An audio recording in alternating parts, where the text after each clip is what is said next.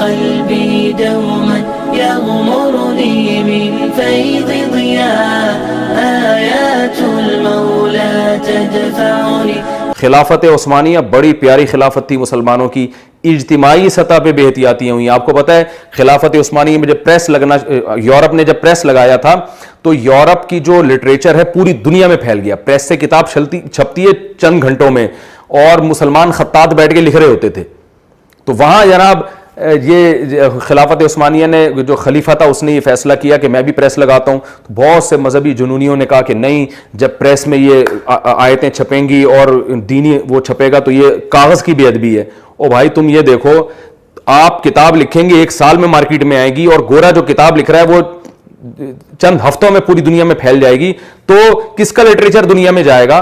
तो वो तो गोरे की बात जाएगी ना दुनिया में, आपकी तो बात दुनिया में सुनेगा ही नहीं कौन। तो जहन साजी गोरे ने कर ली, और जो है ना वो इस पावर को इस्तेमाल करके उसने सहाफत की लाइन से पूरी दुनिया में अपने नजरियात फैला दिए। उसने जंगी बेड़ा आ रहा था खिलाफत उस्मानिया के लिए, और उसको खरीदने से पहले पता नहीं ये मशवरे हो रहे थे कि इस पे खत्म बुखारी का दम होना चाहिए। बैठ के ना पहले ये बहरी बेड़ा जब लगेगा ना हम यानी मुसलमानों के पास आएगा, तुर्की पहुंचेगा, तो इससे पहले जो है ना ये जब तक नहीं पोर्ट पे लगने देंगे जब तक इसमें खत्म बुखारी का खत्म ना हो जाए। गोरा कहां से कहां पहुंच रहा था। ओ भाई कहां लिखा हुआ है कि ये बुखारी का खत्म जब तक नहीं हो जाता तो उस वक्त तक इसमें बरकत नहीं होगी। भाई सहाबा किराम ने कौन से खत्म किए थे बैठ के?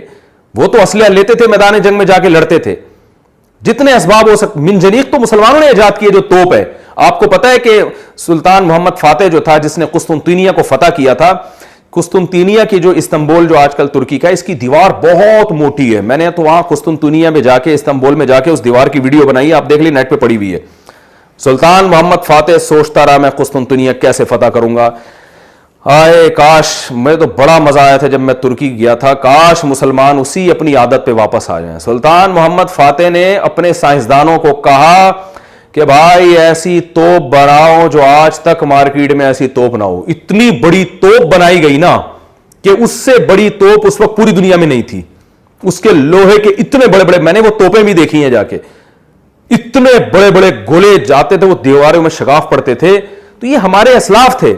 सुल्तान मोहम्मद फातेह ने ये तो नहीं किया कि यार बैठ जाओ मखनचुओं की तरह बातें फेंकना शुरू कर दो यहां बैठकर कि यार ये एक्चुअली असल में ये हो ये रहा है कि हमारे अमाल चूंकि बहुत ख़राब हो गए हैं और मुसलमान जो है ना अमाल में कमज़ोर हो गए हैं, तो इस्तांबुल को फतह तो करने के लिए अब ये ज़रूरी है कि जो है वो ख़त्म बुखारी कर लेते हैं एक दफ़ा हम बैठ के। 6 दफ़ा कुरान ख्वानी का ख़त्म होकर सब एक दूसरे पे फूंके मारें, और उन फूंकों मारने से ये होगा कि हमारा रोब काफिरों के दिल में बैठ जाएगा और पतली गली से निकल लेंगे। ऐसा नहीं हुआ भाई। सुल्तान मोहम्मद फातेह ने प्लानिंग की है, बहुत सोचा मशवरे की, भाई ये फतह क्यों नहीं हो रहा। नबी ने तो हुक्म दिया कि मेरी उम्मत का वो गिरोह जन्नत में दाखिल होगा जो कुस्तुनतीनिया की लड़ाई में शरीक होगा। तो मैं जन्नत में दाखिल होना चाहता हूं, मैं फतह करना। 700 साल हो गए फतह नहीं हो रहा, क्या वजह है भाई?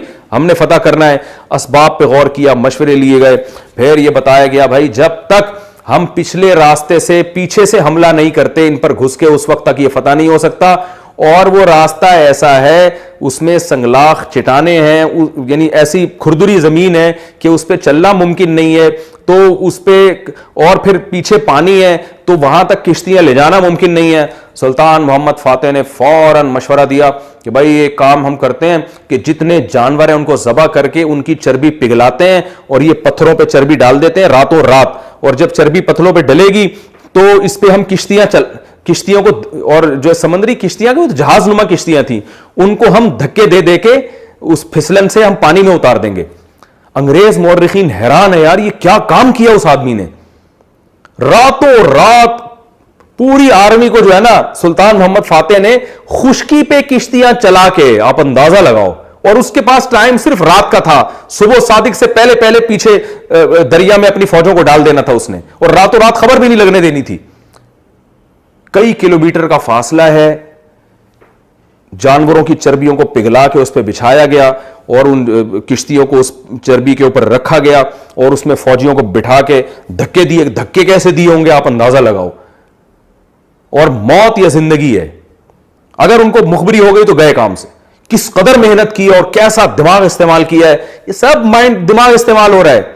फिर जाके जनाब वो फौजों को उतारा है उसमें, और जब इधर से भी हमला हुआ और पीछे से भी हमला हुआ तो बौखला गए कि यार ये वहां से कहां से आ गए, ये कुछ जिन्नातें क्या है ये हमारे असलाफ थे भाई, हम क्या कर रहे हैं पता नहीं, फेंक रहे हैं बातें बैठकर, कुछ भी ना सेहत की फिक्र है, ना मुल्क की फिक्र है, ना कौम की फिक्र है, बस बैठकर जिसका जो दिल चाहता है, ये यहूदी की, ये इसराइल की साजिश है, ये अमेरिका की साजिश है, ये असल में एक्चुअली अब देखो फेंकते कैसे, ऐसे जैसे अफलातून है बहुत बड़ा बुकरात, ऐसे फेंकेगा बैठ के।